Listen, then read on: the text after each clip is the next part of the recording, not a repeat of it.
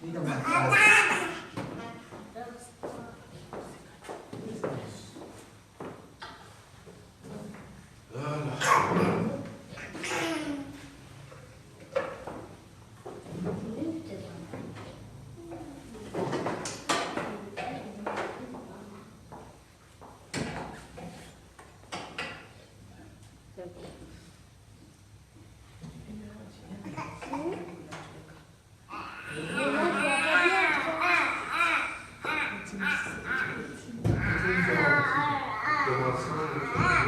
Commençons notre culte.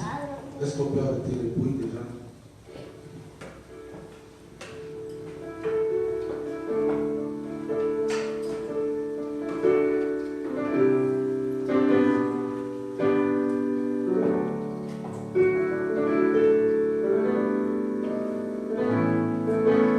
Dieu tout-puissant, avant que tout l'univers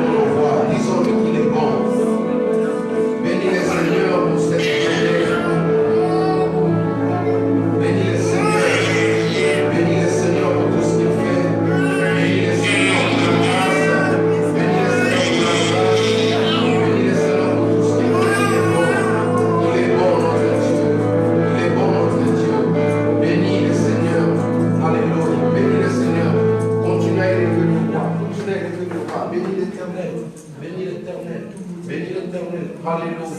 Bénis l'Éternel, alléluia. Et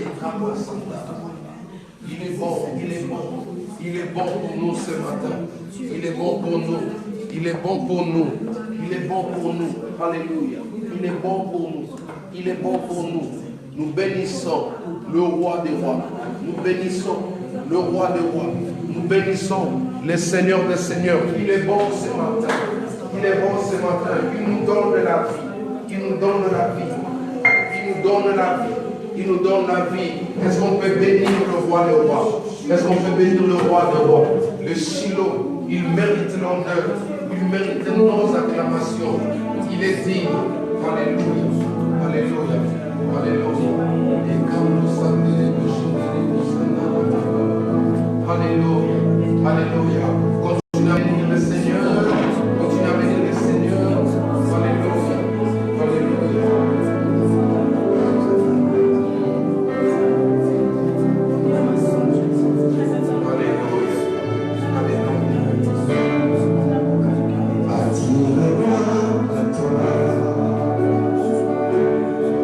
Oh,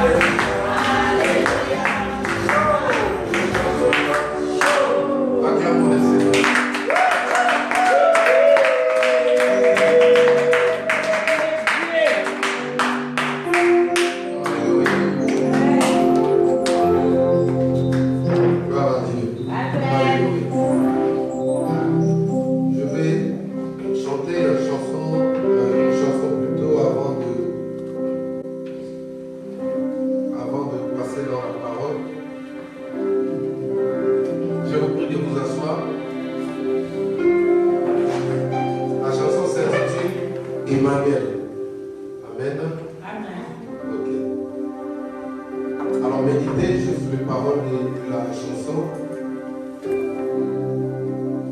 Il naquit au premier ciel, il s'appelait Emmanuel. Son langage était trop long, il parlait toujours d'amour. Ayant eu comme ami le pauvre pécheur de la vie, il est soumis jusqu'au pied de la croix pour gagner l'immense amour qui parle aujourd'hui de toi, de cette vie d'autrefois, qui résonne encore dans mon cœur, au Seigneur ressuscité, qui parle aujourd'hui de toi, de cette vie d'autrefois, qui résonne encore dans mon cœur, au Seigneur ressuscité. Je dépose ma vie à tes pieds, c'est le prix de ma liberté. Alléluia. Il rayonnait comme le soleil dans ces mondes ténèbres. Les aveugles voyaient les jours, le en chantant. Il parlait comme un tonnerre, du pardon de nos péchés. En lui Jésus donna sa vie, le prix de son amour. Yeah, yeah.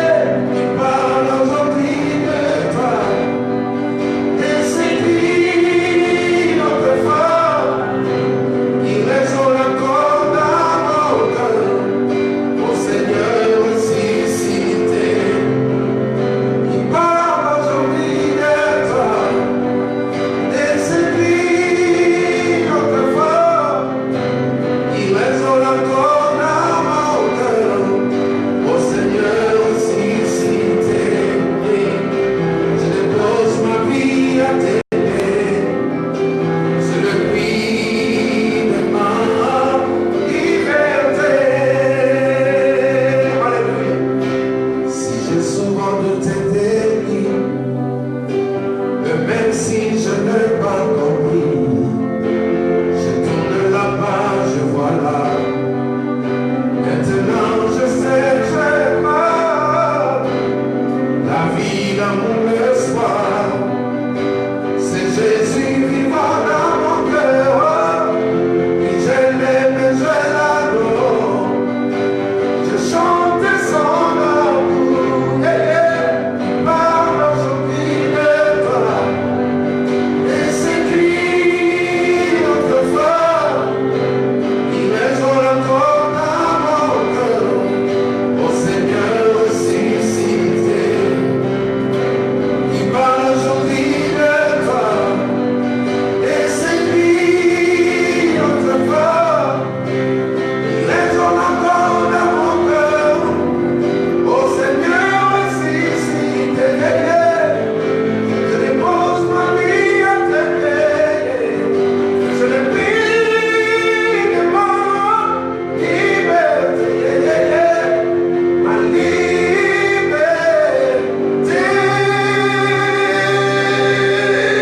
Acclamons le roi de rois. Oh,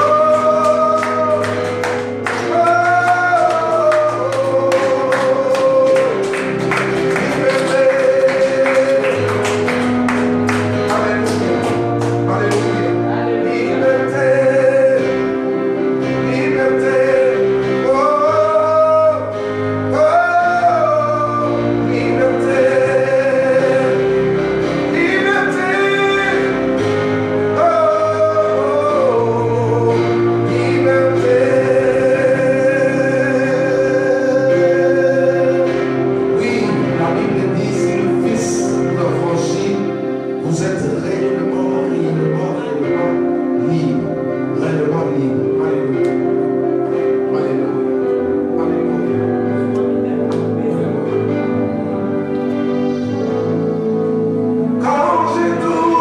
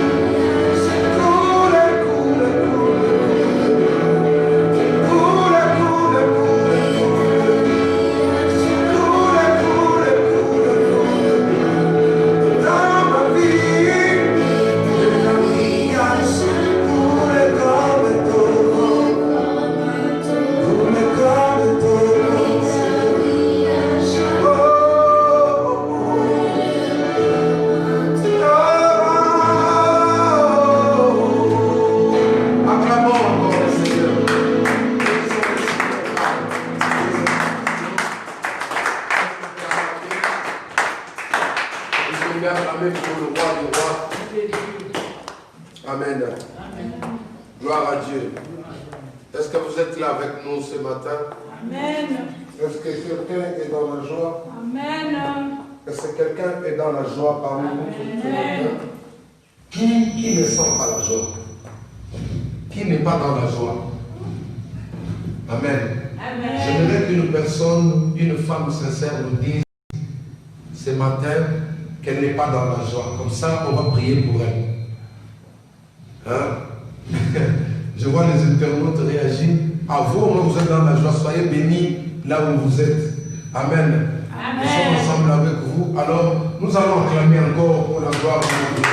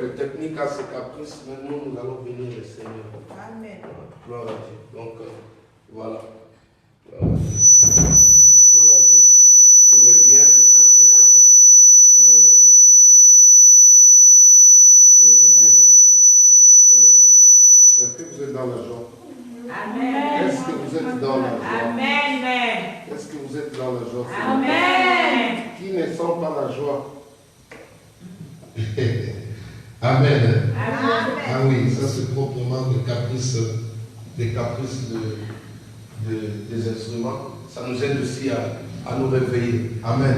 Amen. Donc, comprenez-nous que quand il y a l'onction, les choses se passent comme ça. Amen. Amen. Alors, soyez le bienvenu encore une fois au centre d'adoration, la même puissance de l'Éternel. Nous sommes très heureux de vous recevoir parmi nous. Est-ce qu'on peut acclamer le Seigneur?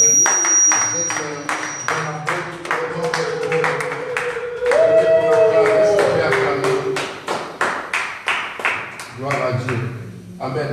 Amen. Votre manière d'acclamer ne donne pas l'envie de prêcher. Est-ce que tu peux acclamer?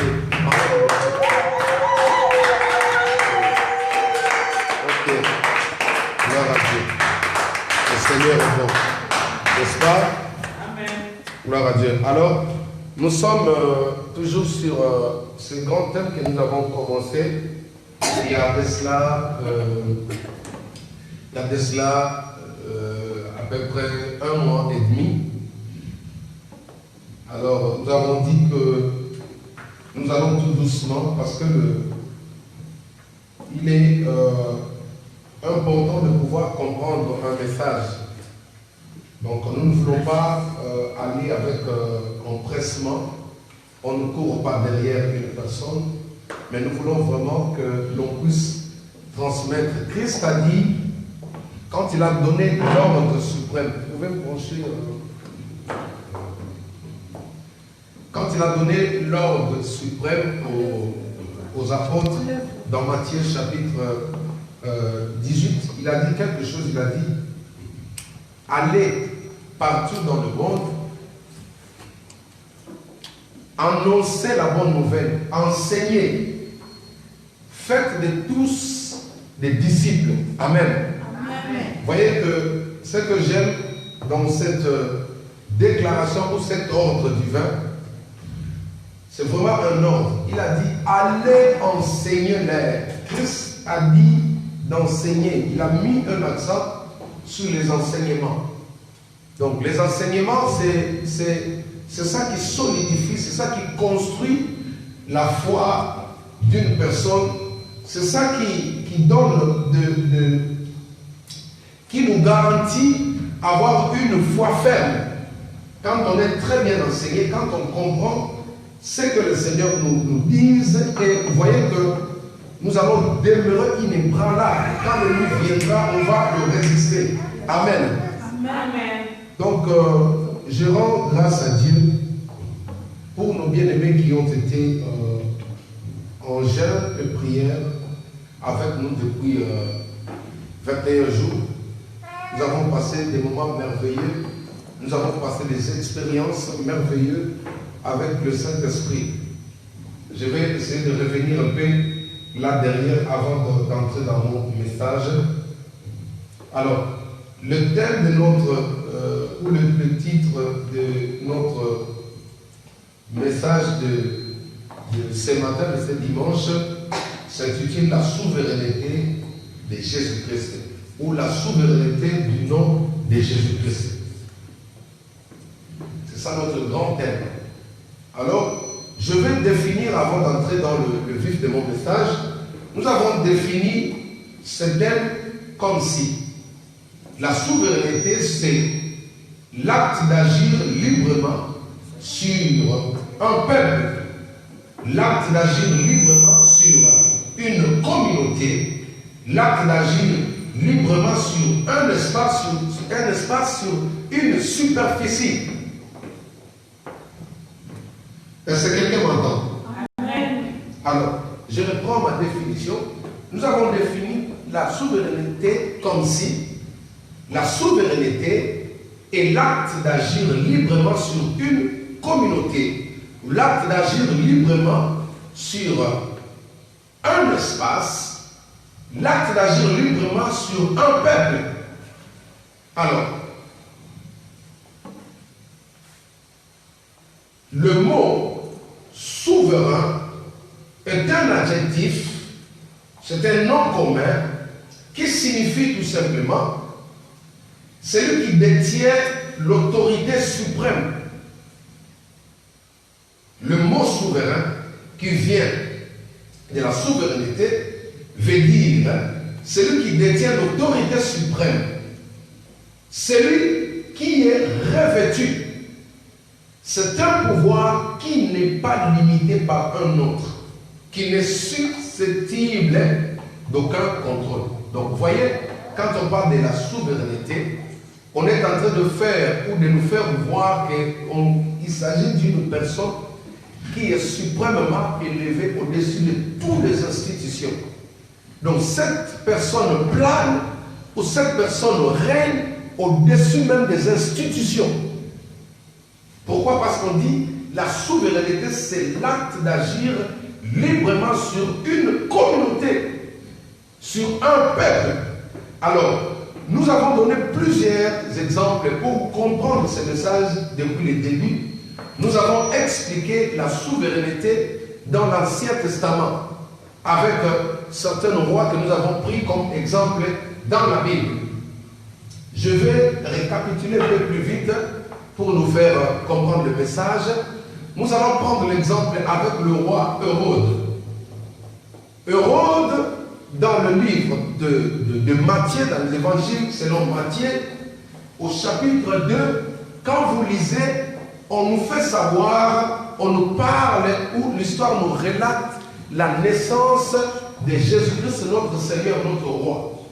La Bible dit que ce jour-là, suivez-moi très bien, ce jour-là, dans les cieux, il y eut l'apparition d'une étoile. Et cette apparition, cette étoile avait un éclat différent des autres étoiles. N'avait pas un éclat habituel. Il y avait un groupe de personnes, des hommes sages qu'on appelle les mages, des scientifiques, des hommes qui étudient les astres, des hommes qui étudient les étoiles, les hommes qui savent interpréter le luminaire. Ces gens-là, pour la première fois, ils sont tombés, leurs yeux étaient focalisés sur l'étoile. Quand ils ont interprété leurs annales, ils ont compris que cette étoile-là annonçait la venue ou l'arrivée du Messie. Ils ont suivi l'étoile jusqu'à atterrir chez le roi Hérode.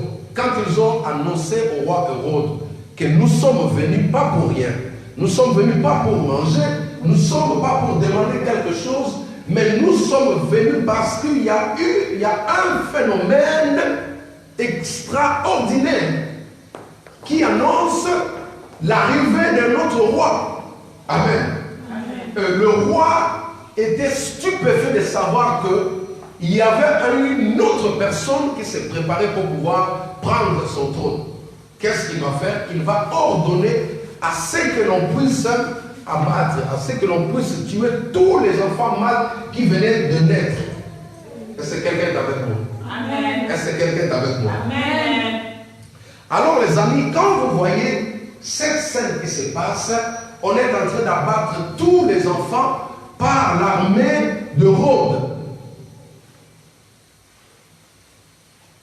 Cet acte aujourd'hui, à notre époque, on va le qualifier comme étant un génocide. C'est un acte qui mérite l'emprisonnement. C'est un acte qui mérite une sanction. En réalité, à notre époque, une personne comme Hérode ne pouvait pas rester chez lui tranquillement après avoir massacré tous ces nouveaux-nés. Mais vous allez voir, vous allez constater dans la Bible, aucune personne ne s'est levée à cette époque-là pour s'interposer, pour plaider en faveur de tous ces pauvres enfants qui étaient tués. Vous voyez? Pourquoi? Parce que la souveraineté était au-dessus de toutes les institutions. Il n'y avait pas de loi, il n'y avait pas de décret qui pouvait prendre le roi et le mettre en prison. Est-ce que quelqu'un me comprend? Amen. Comprenez que dans notre définition, nous avons fait savoir que la souveraineté est l'acte d'agir librement sur une communauté de personnes. Raison pour laquelle vous allez voir, quand Hérode a agi de la sorte, personne ne pouvait se lever contre lui. Personne ne pouvait dire un mot. Personne ne pouvait résister devant lui. C'est pour nous faire savoir combien la souveraineté avait de l'impact.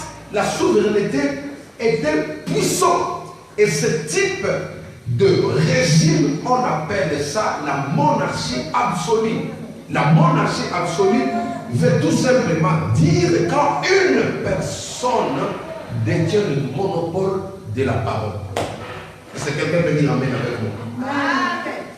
C'est pourquoi vous allez voir avec notre père de la foi, Abraham, dans la Bible, une fois il a été dans une ville. La Bible dit que dès qu'il est entré dans cette ville-là, les yeux du roi a été focalisé sur la femme d'Abraham qui s'appelle Sarah. Amen. Amen. Et ce roi-là a cherché à prendre la femme d'Abraham. La Bible dit quoi? Heureusement, Dieu s'est levé, Dieu était intervenu. Ce qui nous montre la puissance de la souveraineté du roi de l'Ancien Testament. Comme je dis, je suis encore dans l'Ancien Testament. Abraham était un homme fort. Abraham avait des militaires. Abraham était un brave homme. Il pouvait lutter pour protéger sa femme. Abraham pouvait combattre pour protéger sa femme. Abraham pouvait discuter pour protéger sa femme. Mais devant la souveraineté, Abraham était impuissant ce jour-là. Il ne pouvait pas sortir un mot de sa bouche. Pourquoi? Parce que c'était un système où personne ne pouvait s'interposer. Heureusement que dans ce couple exemplaire, Dieu était à l'intérieur de ce couple. C'est là que j'ai toujours dit au couple, il est important de pouvoir associer Dieu dans votre mariage. Amen. Amen. Amen. Voyez combien il est important d'associer Dieu dans ton mariage. Pourquoi? Parce que quand un jour l'ennemi se lèvera pour secouer ton mariage, le souverain, celui qui est élevé au-dessus de l'ennemi, il va s'interposer. Est-ce que tu peux acclamer le Seigneur?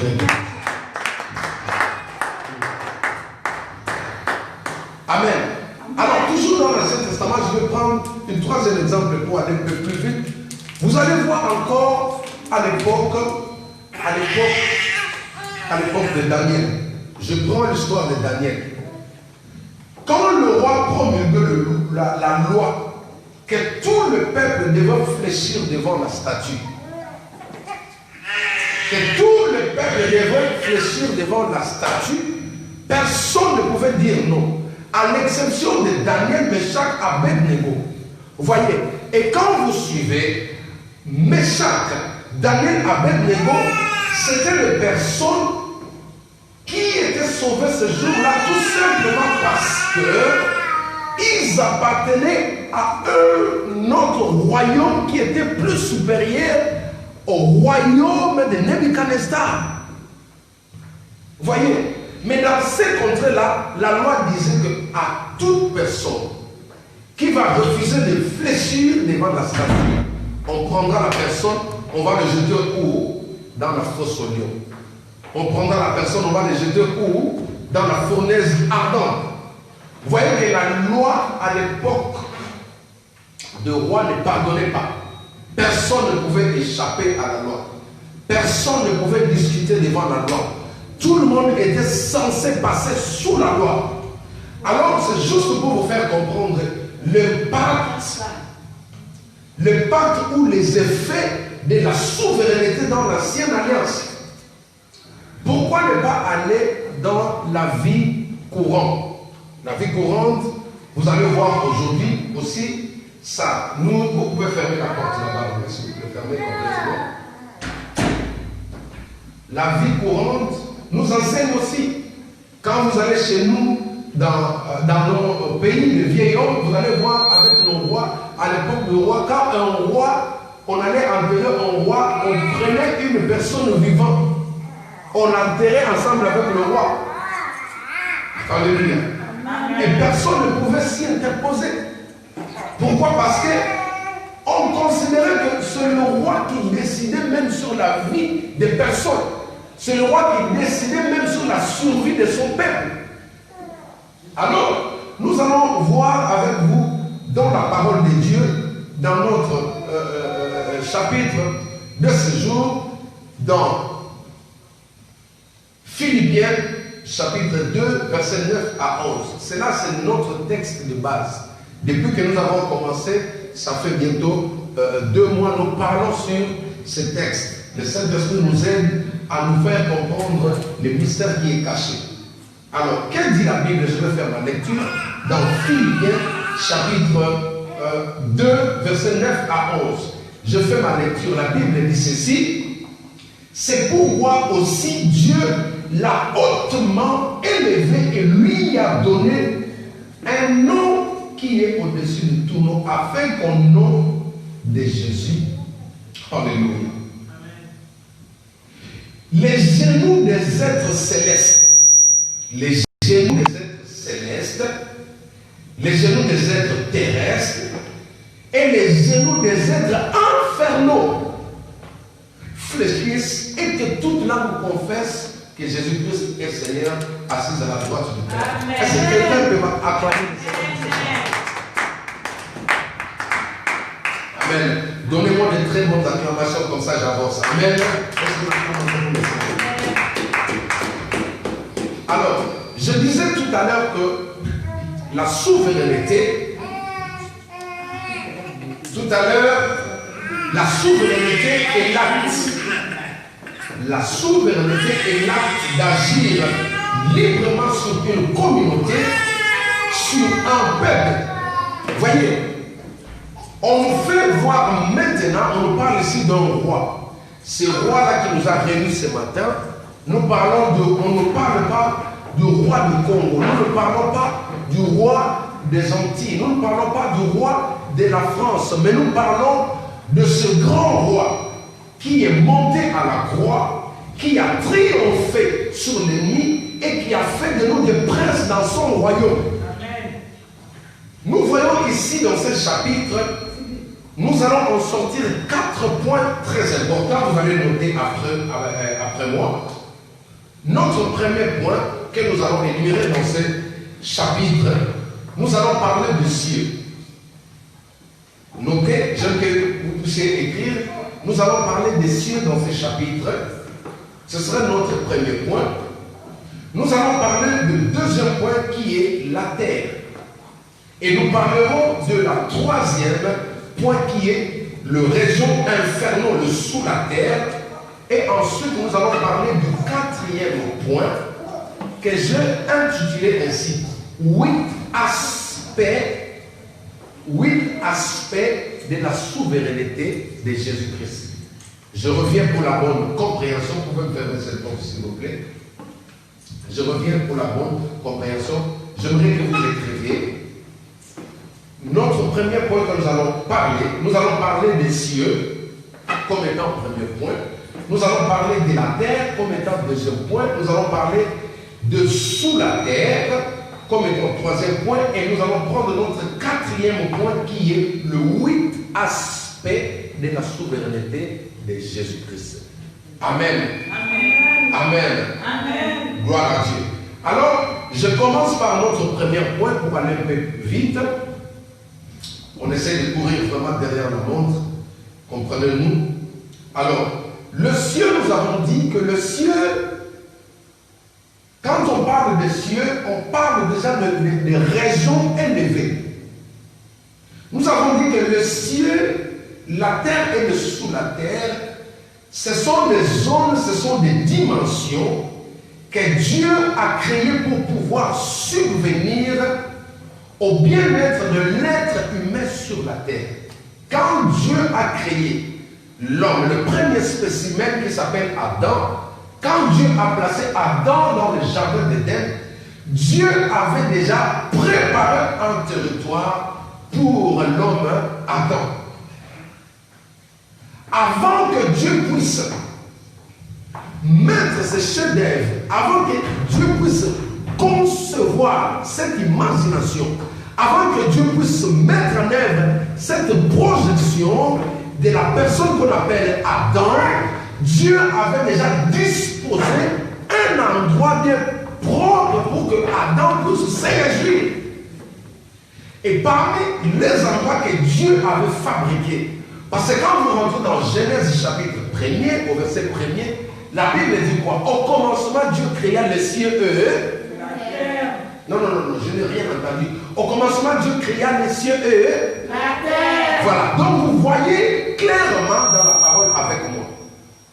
Sans tordre les Écritures, la Bible dit que Dieu créa les cieux et la terre. C'est par là que j'explique à l'Église. Les cieux appartiennent à Dieu. Et Dieu l'a donné comme un héritage à ses enfants, à ses fils. Dieu a créé la terre comme héritage qu'il les a légués à ses fils.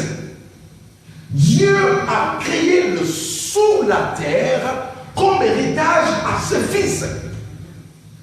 Alors, un bon jour, un monsieur que nous connaissons tous a essayé de se lever contre notre Dieu pour pouvoir monter un coup d'État. Amen. Quand il a essayé de monter son coup d'État, et comme il a été détecté, la Bible dit qu'il a été mis à la porte. Quand on l'a chassé au ciel, pendant qu'il descendait en cours de route, ce monsieur-là a constaté qu'il y avait 3 compartiments, il y avait 3 dimensions qui étaient inhabitées. Il y avait 3 héritages qui étaient inoccupés. Et quand il est descendu, qu'est-ce qu'il a fait? Il a placé ses entités. Il a placé sa hiérarchie. Il a placé son armée. Alors que tout au début, quand vous voyez dans Genèse, quand Dieu venait chaque fois dans le jardin d'Éden visiter l'homme, la Bible dit que Dieu descendait chaque soir. La présence de Dieu venait dans le jardin. Dieu venait parler, Dieu venait passer du temps avec Adam. Et à cette époque-là, le ciel était encore libre. Amen. Il n'y avait personne dans le ciel. Le ciel était encore une bénédiction pour l'homme. Il n'y avait pas de péage entre le ciel et la terre. La Bible dit que Dieu descendait, il venait visiter l'homme. Alors, notre cher monsieur va placer ses entités. Il va occuper une maison qui ne lui appartient pas.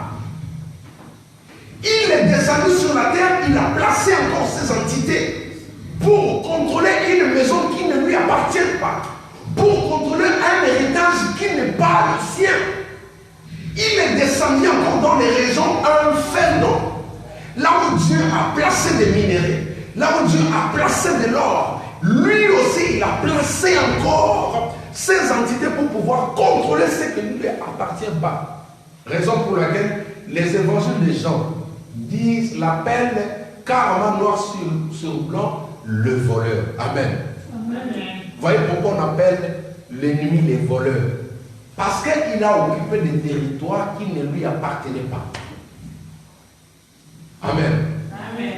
Et alors, vous allez voir que Dieu voulait maintenant, du haut des cieux, récupérer tout ce territoire pour le rendre encore comme cela était auparavant. Il voulait transformer, refaire en sorte que ce territoire puisse être une bénédiction pour ses enfants. Et Dieu va se dire, pour récupérer ce territoire, il faut que moi-même je puisse descendre. Dieu s'est dépouillé. Il est descendu sur terre. Il a combattu l'ennemi sur la croix. Il a vaincu l'ennemi et c'est là qu'il a pris les clés du royaume de la terre. Il a repris le clé du royaume des cieux. Il a pris les clés du sous la terre.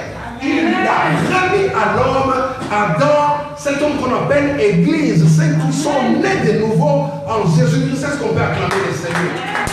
Gloire à Dieu. Raison pour laquelle aujourd'hui, vous et moi, nous n'avons pas une seule raison d'échouer. Amen. Nous n'avons pas une seule raison d'échouer actuellement avec le Seigneur. Pourquoi? Parce que le territoire qui était contrôlé par l'ennemi, par le voleur, nous ont été, Dieu nous les a donnés. Il a pris les pouvoirs, il a pris les clés même du séjour des morts. Il a dit, prends la clé que tu avais perdue autrefois dans le jardin d'Éden. Il a repris cette clé-là, il l'a redonnée à un peuple. C'est pourquoi aujourd'hui, pour moi, à cause de Christ, à cause de ce roi souverain, la terre est une bénédiction pour vous et moi, au nom de Jésus. Est-ce que tu peux me donner bon amen? Amen. Gloire à Dieu. Alors les amis, comme les entités que l'ennemi avait placées, on les appelle de rois. Comme ces entités, la hiérarchie de l'ennemi, il a placé ces petits rois dans le ciel pour faire quoi? Pour s'interposer à nos prières. Ils sont dans le ciel pourquoi? Pour combattre tes requêtes. Ils sont dans le ciel pourquoi? Pour empêcher en sorte qu'une livraison de bénédiction puisse quitter librement de la terre et atterrir dans ta vie. Voilà le rôle que font ces entités. Raison pour laquelle la Bible dit non, je vais prendre d'abord Daniel. Dans Daniel 9, la Bible dit ceci depuis le premier verset. La Bible dit que lorsque Daniel a eu la pensée d'entrer dans la prière, d'intercéder, Dieu a dépêché du haut des cieux un livreur. Amen. Amen. Dieu a dépêché un livreur du nom de Gabriel. Il a pris sa moto. Amen. Gabriel a pris sa moto. Il a pris la réponse de Daniel. Chemin faisant, il arrive quelque part. Il va croiser un obstacle. Et la Bible dit que le prince de l'air du royaume de Perse, le roi de Perse était représenté spirituellement dans le ciel. Il s'est interposé à la bénédiction de Daniel. Voilà la première raison pour laquelle l'ennemi a placé ces entités dans les cieux. Voyez. Alors, pour empêcher en sorte que Daniel puisse obtenir sa livraison. Alléluia. Amen. Je déclare ce matin, si tu attends quelque chose de Dieu, et que s'il y avait une opposition dans les cieux, que les portes du ciel s'ouvrent dans ta vie au nom de Jésus-Christ. J'ordonne maintenant que tout ce qui t'empêche à se saisir de tes promesses puisse quitter tout ton chemin au nom de Jésus. La Bible dit tant que tu vivras, nul ne tiendra devant toi. Amen. Alléluia. Amen. Voilà le rôle de ces entités dans Éphésiens chapitre 6, verset 18. Essaye encore de nous expliquer un peu en profondeur. Il nous dit, nous n'avons pas à lutter contre la chair et le sang, mais c'est contre les dominations, les esprits méchants dans le lieu céleste. Alors les amis, vous savez, dans la semaine pendant que je méditais la Bible, l'Esprit de Dieu m'a amené quelque part, il m'a dit, il me fait voir dans 2 Corinthiens, je suis tombé dans ces fameux textes de l'apôtre Paul qui dit, je vais le lire dans 2 Corinthiens, chapitre 2, au verset 11. La Bible dit quoi? Je vais faire ma lecture. Il dit,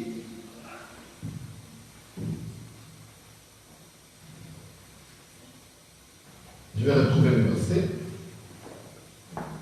Il dit, dans verset 11, il dit, c'est à cause de vous en présence de Dieu, afin de ne pas laisser à Satan l'avantage sur nous, car nous n'ignorons pas les desseins de l'ennemi.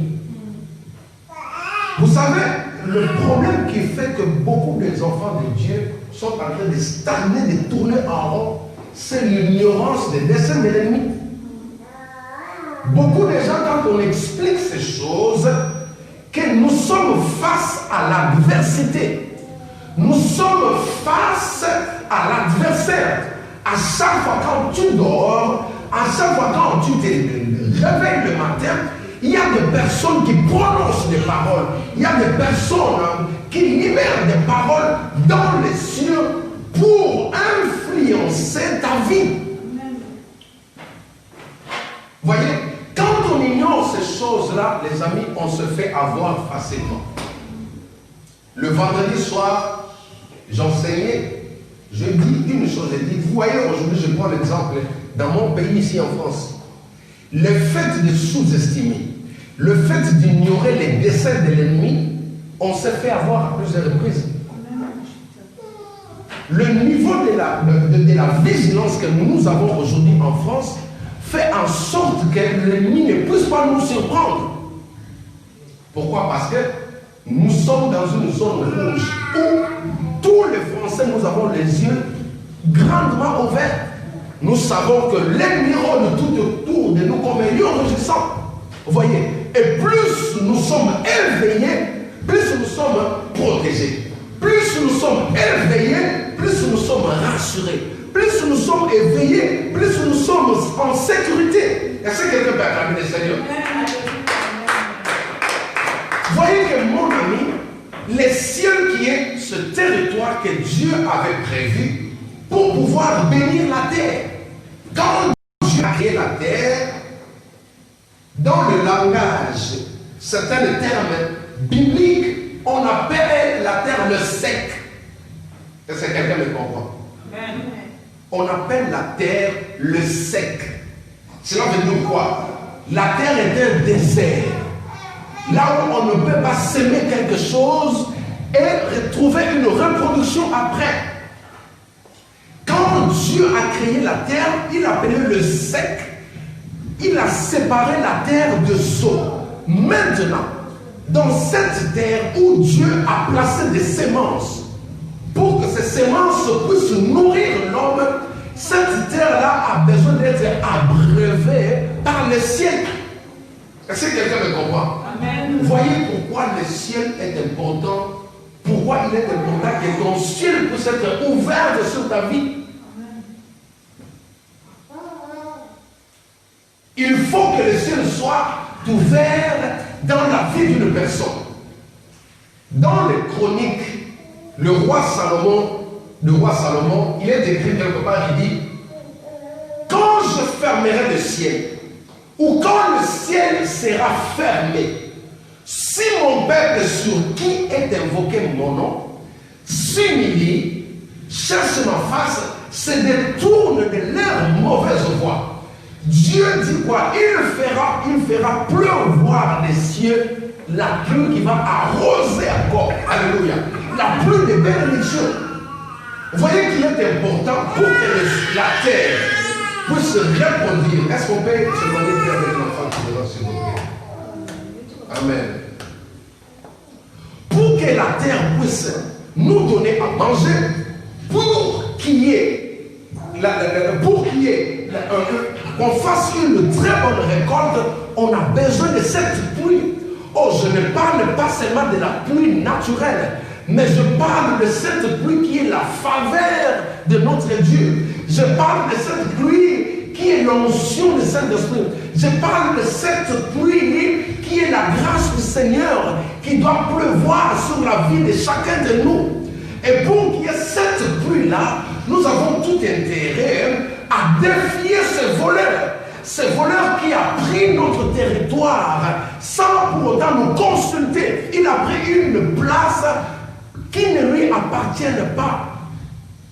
Raison pour laquelle, si cela n'était pas ainsi, on ne nous dira pas que nous n'avons, car nous avons à lutter. Les amis, la lutte est certaine et elle est vraie. Les combats de la foi existent. Vous allez voir, certaines personnes se sont appauvries parce qu'ils sont entrés dans des territoires où ils n'ont pas sondé Dieu pour comprendre qui était le roi qui dominait dans ces contrées. Certaines personnes se sont appauvries. Pourquoi? Parce qu'ils ont habité dans des environnements qui sont contrôlés par des esprits de pauvreté. Un territoire peut être contrôlé. D'ailleurs, tout contrée sur la terre a un chef dans le spirituel. Alléluia. Amen. Je parle ici du ciel. Vous allez voir qu'avec Daniel habite dans un environnement à Babylone où dans les cieux, dans le spirituel, dans le surnaturel de Babylone, il y avait un roi qui bloquait, qui empêchait à ce que les peuples de Dieu qui étaient à Babylone puissent expérimenter la grâce ou la faveur de Dieu. Alléluia. Amen. Alors sur ce, pour en sortir vainqueur, pour que la personne Adam puisse revivre encore les faveurs de Dieu, il a besoin d'avoir un roi plus supérieur à ces entités. Et j'avais dit quelque chose qui est très important, notez bien, la différence entre la souveraineté de Jésus-Christ et la souveraineté de ce roi est à ce niveau. La souveraineté de ce roi était limitée dans un contrée, dans une superficie. Amen. Leur souveraineté était limitée juste dans leur royaume. Mais la souveraineté de notre roi, la souveraineté de notre Seigneur, elle s'étend sur tout l'univers entier. Est-ce que quelqu'un peut acclamer le Seigneur pour ça? Non, tu n'as pas acclamé. Là, tu acclames pour moi. Je demande même pour ceux qui me suivent. Est-ce que tu peux acclamer le Seigneur?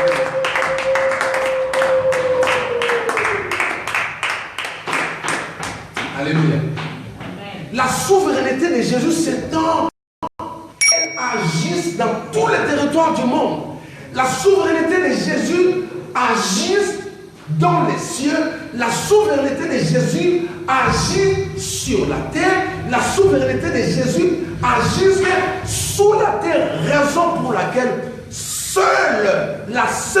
l'unique personne qui a le pouvoir d'ordonner et que tout l'univers exécute s'appelle Jésus-Christ de Nazareth. Est-ce qu'on peut acclamer ça? Alors les amis, ça ce sont des bases que nous sommes en train de construire dans nos vies. Quand tu comprends l'efficacité, quand tu comprends la puissance,